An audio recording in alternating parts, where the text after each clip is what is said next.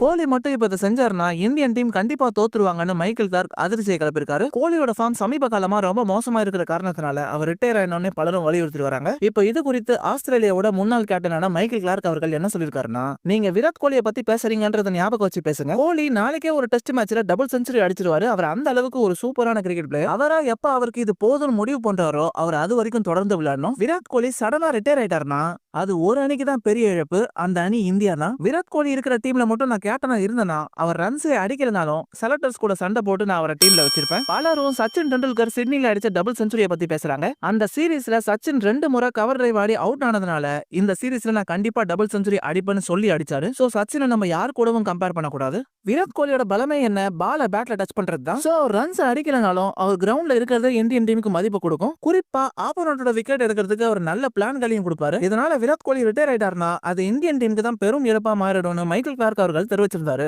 மக்களை இவரோட அந்த கருத்தை பத்தி நீங்க என்ன நினைக்கிறீங்கன்னு கமெண்ட் செக்ஷன்ல சொல்லுங்க. அப்படியே நம்ம வீடியோ பிடிச்சிருந்தா லைக்கும் சப்ஸ்கிரைபும் பண்ணி சப்போர்ட் பண்ணுங்க.